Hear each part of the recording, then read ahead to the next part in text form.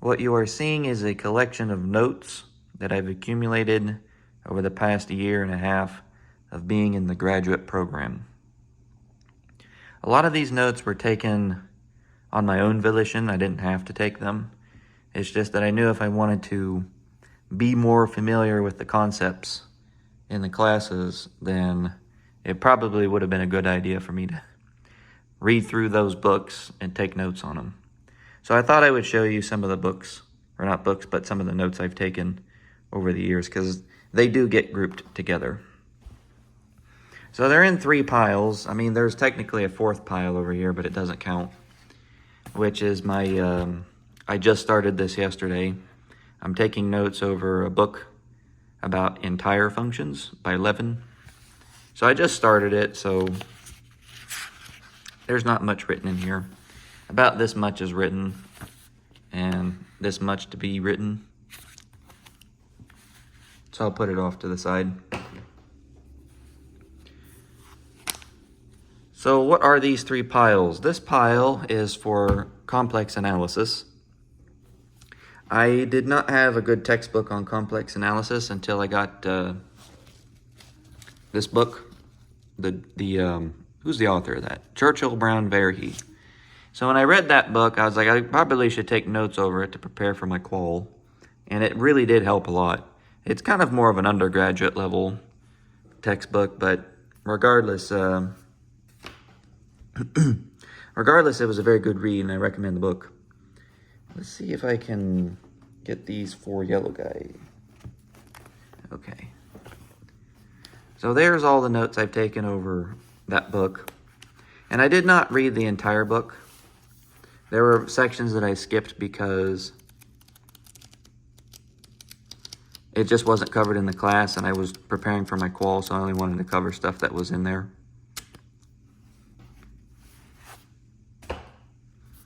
And then, okay, yeah, more conformal maps. My favorite part. Did I do the proofs? Yeah, I did. I did do the proofs. Whenever I decide to write up the proofs, it takes a lot longer to go through, obviously.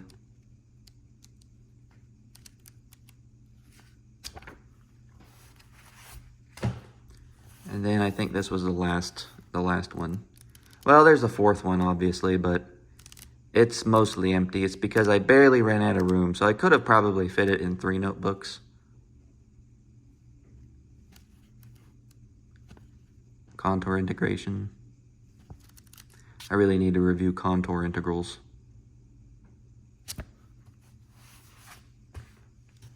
And then the last one. So the last one's mostly empty, because I barely ran out of room on the 3rd one. So it does kind of suck I couldn't get it in all 3. But I didn't do every section in that textbook because it wasn't worth it to study. It wasn't covered in the class.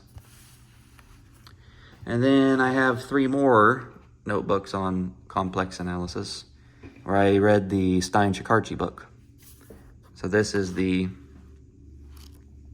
stuff that you would expect in that class. I would say that this is more graduate level complex analysis than the previous book, although they kind of pick and choose topics. Now this one I did not, as you can see, I did not include the proofs. I just wrote down the theorems. Sometimes, I don't know if that's the best thing you can do. Probably not.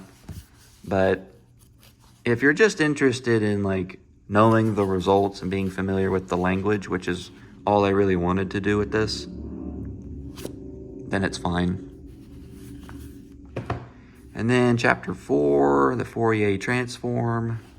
So I guess it's been a while since I've read that book, but we didn't really do anything with Fourier transforms when I took complex analysis. Riemann mapping theorem. Conformal maps. My favorite part.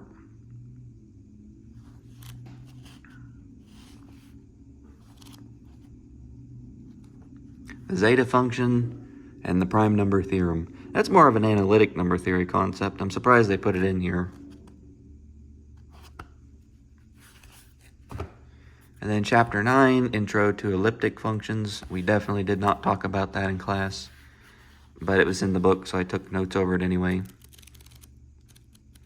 And I don't believe I did the appendix. Wow, this is pretty empty. So it looks like it starts here.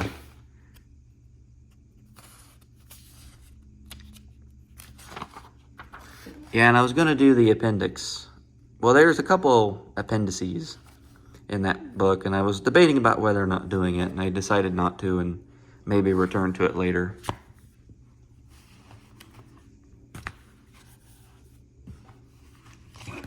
But that was the Stein book for complex. Oh man, I'm always on the look for good books in complex analysis. I want to do the Allfors book, and I have another book by Howie I think would be a good read. But I got to pick and choose which books I want to take notes over.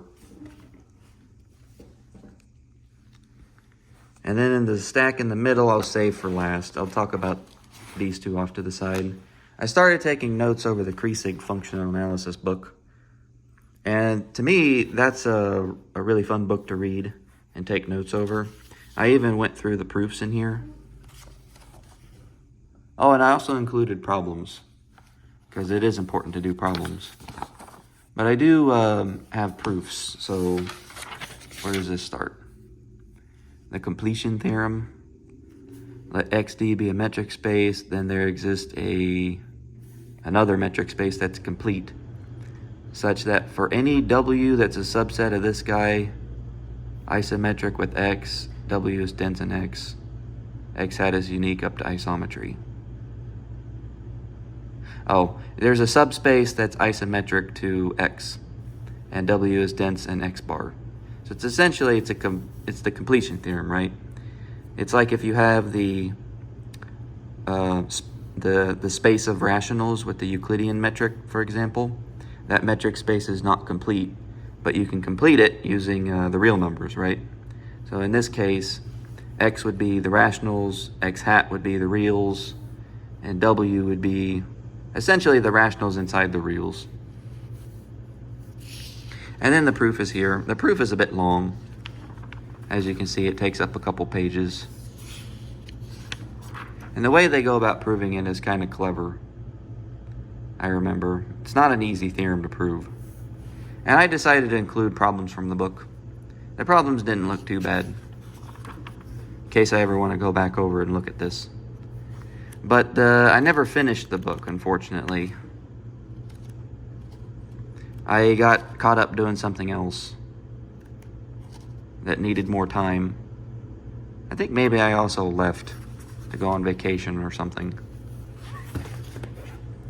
But I got 2 pages worth, or not 2 pages, but 2 packets full of notes. Well, maybe that's the reason why I stopped.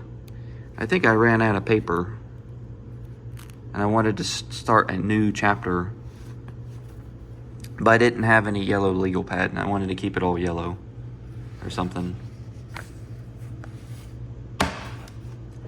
Hopefully I'll return to the book. I never finished it, but I need to. And then we have the most pathetic stack. I say pathetic because look how thick it is. That is a lot of notes. And here's the sad part. This isn't all the notes I have. Like, this is just analysis. There's not much else, though. I have 2 legal pads on linear algebra that I took a really long time ago. And I have, I think, 3 legal pads on abstract algebra. And then some other notes that don't fit into this group. But anyway, the first 3 on this list, the first 3 stacks, I believe, or the first 3 legal pads, come from the Royden book, Royden Fitzpatrick. I started taking these notes when I was about to take my qualifier. Did I include the proofs? I did. Because I really liked the book.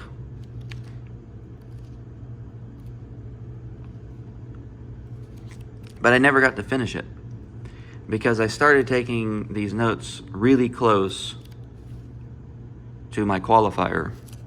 And the closer I got to my qualifier, the more important problem solving became. So I stopped taking notes over it. But I made it through chapter 3, Lebesgue measurable functions.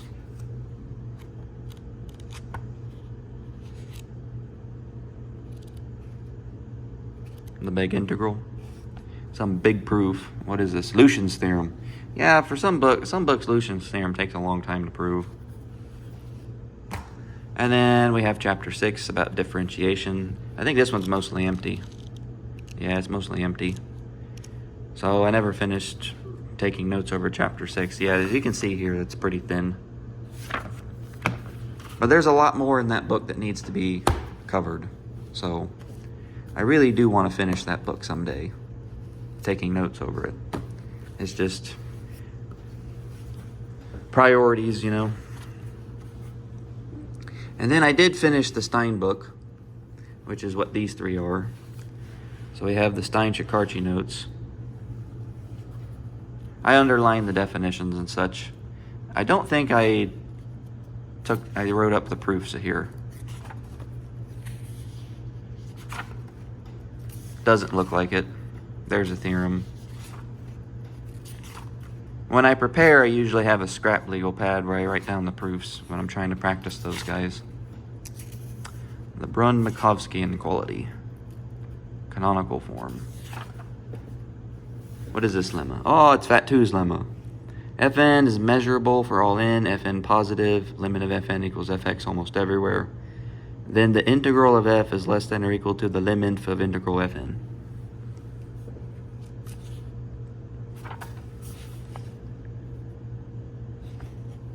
I think these are about L spaces.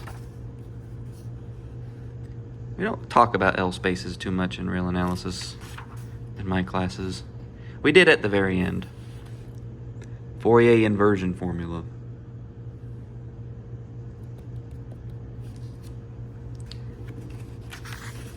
I do like Fourier analysis. I wish we covered it more. But that's the first packet. Here's the second packet about bounded variation. I find bounded variation, all this topics about variation kind of boring, to be honest. I don't really know why. I don't have a good reason.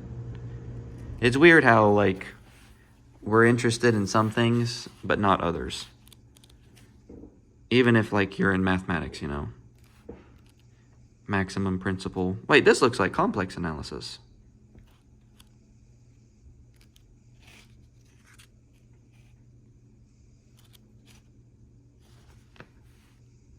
A little bit. Not exactly. What is this? Chapter 5, Hilbert spaces. Yeah, it's still the Stein book.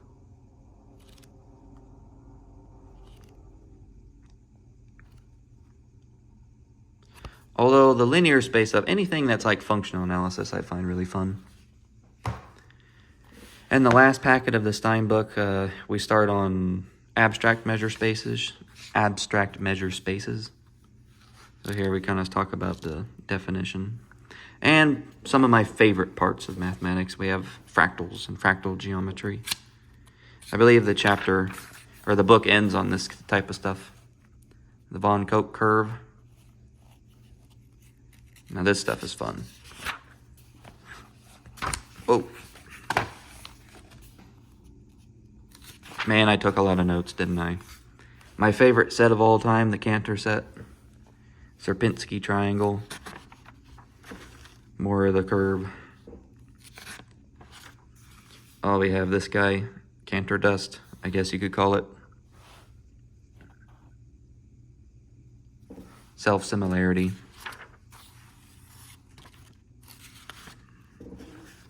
Piano mapping, or piano. This stuff that involves the shapes is really fun. Whenever you can include mathematics and art, that stuff's really fun. What is this? Why did I just skip a page? I think these pages got stuck together probably.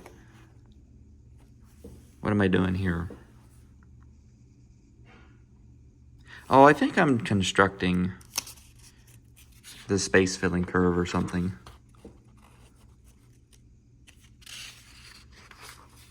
I think that might be what's going on. I'm spending way too much time on this.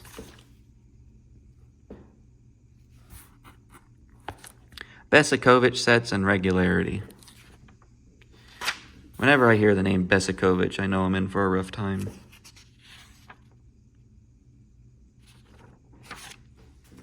Let's move on. That's enough about the Stein book. I did finish it. This stack in the middle is the most complete, I think. And then we had the measure theory book. These notes came out of this guy, the blue one. And I did include problems in it, but I didn't solve them, just if I wanted to go back over it.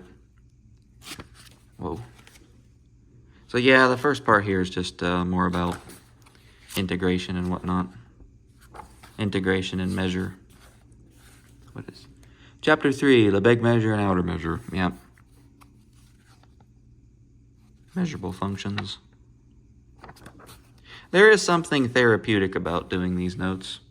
You know, turning something on YouTube or Netflix or whatever you like and just writing down the notes. Just so that you get familiar with the language. Anyway, so more of that same book is here, so I pick up with Chapter 5. That book took a really long time to get through. Convolution. Chapter 6, Repeated Integration. And I think I also kind of took some liberties with the notation, because I didn't really like the notation in that book. Chapter 8, LP classes. So you can tell like a lot of these books cover the same material. Maybe I should show you a problem that I wrote down. What is this? Chapter 10, Abstract Integration. Let's see if I wrote down a problem in here.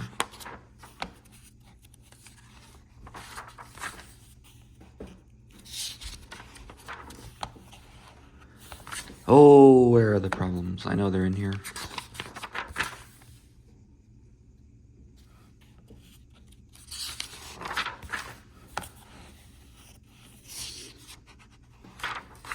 Apparently I stopped writing problems down, I guess.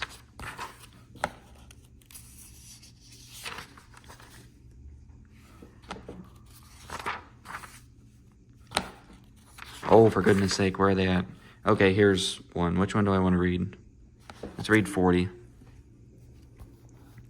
Prove that if the absolute value of f is less than or equal to the essential supremum, mu almost everywhere in E, then for any alpha that's less than the norm of f, the essential norm of f, there exists a set E alpha, that's a subset of E, such that the measure of E is positive and the absolute value of f is greater than alpha on E alpha. Oh, good old measure theory. It doesn't seem too bad. I think if you apply your definitions, you'll be fine. We have a measure space. If the symmetric difference is equal to 0, then E1 and E2 are measurable. Show that sigma is a metric space. Wait, sigma is a metric space? That makes no sense. If the distance between two sets is equal to the measure of... Oh. Prove that if mu is finite, then the LP space over S is separable if and only if the sigma... The sigma algebra is... What am I writing here? I don't understand what I'm writing. See hints, page 273. I don't know. Maybe I was tired. Maybe it was midnight at the time and I left something out. Phi is singular if it is supported on a set of measure 0. Anyway, let's speed this up. And it keeps going. This is still that same book. So there's chapter 11. We talk about outer measure. Dini numbers. Fourier transform. More on Fourier transform. And I remember this book ends on a weird note.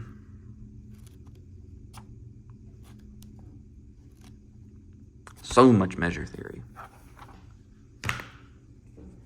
And lastly, we have the Kolmogorov notes. So the Kolmogorov book was the first one I read, and it was my favorite book for a really long time. I think the Royden book I prefer a little bit more now, but the Kolmogorov book is very accessible for people in between undergrad and graduate level analysis. So the first chapter is about set theory. I don't think I did the proofs in here. Sometimes I do the proofs, sometimes I don't. Depends on if I think it's worthwhile. I mean, it's worth doing at least once, and then if you're preparing for the test, you just look over the theorem. Yeah, there's a lot about order in the first chapter, which I don't like. Section 11, compactness and metric spaces.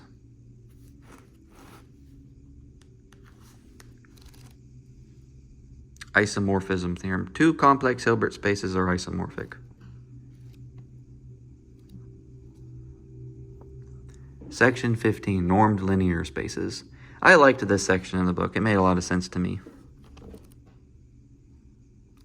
It's like analysis meets linear algebra. And I like both. Linear spaces. Definition. Okay, so there's the first, no, that was the second packet. So then you have section 20, weak topology and weak convergence. Yeah, convergence. You can see I wrote a lot. If I can manage to write less, I usually opt for writing less, but as you can see here, it's all about the same. Whew. All right, I'm getting tired. Let's finish this. Section 30, further properties of the Lebesgue integral. I don't like Kolmogorov's sections on measure theory. I prefer other measure theory books. And it seems that I went from black pen to blue pen at the end. That would normally bug me. It's mostly blue, actually. Wait, how much of this is blue? We have the front page, which is black, and then the second page is black. And then we start with blue with chapter 9 for some reason. Differentiation.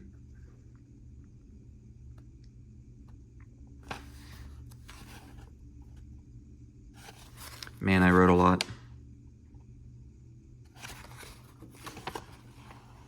F is absolutely continuous on a compact interval, and so is alpha F for a constant alpha. Okay, that's not exciting. There's a definition of absolute continuity. Looks familiar.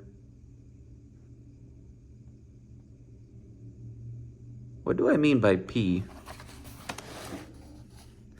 For any epsilon, there's delta such that for any family of intervals,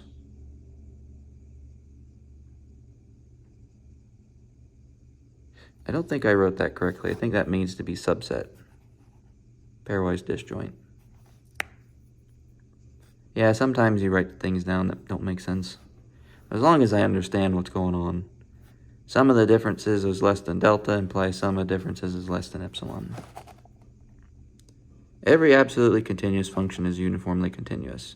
Uniformly continuous need not be absolutely continuous. The Cantor function, Cantor-Lebesgue, is an example. Anyway, there you have it. A year and a half of note-taking. I should read these notes. Maybe I can sell these notes. I wonder if there's a market out there for graduate student notes. Because I could make a fortune if these things are actually worth something. Try and get these back in order.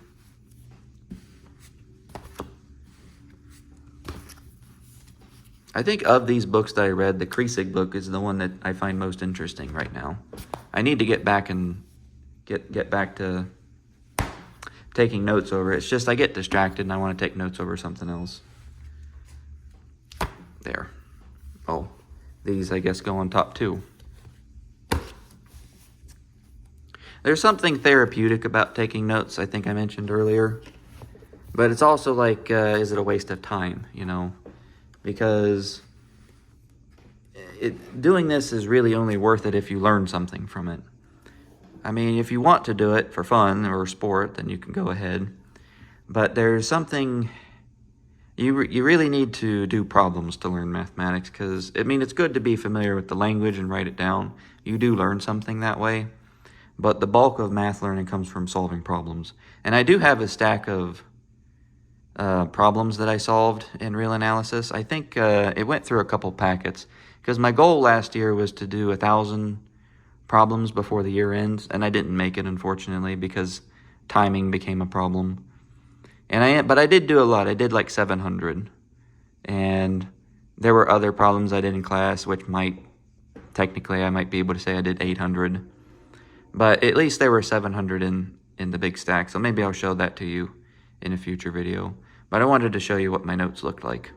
And this isn't all of my notes, but it is like most of it. All of my algebra stuff is not here. This is just the analysis stuff. Anyway, I thought I'd show you what my notes look like. Let me know what you think. Do you think this is worth it, or is this just a big old waste of time? I'll see you later.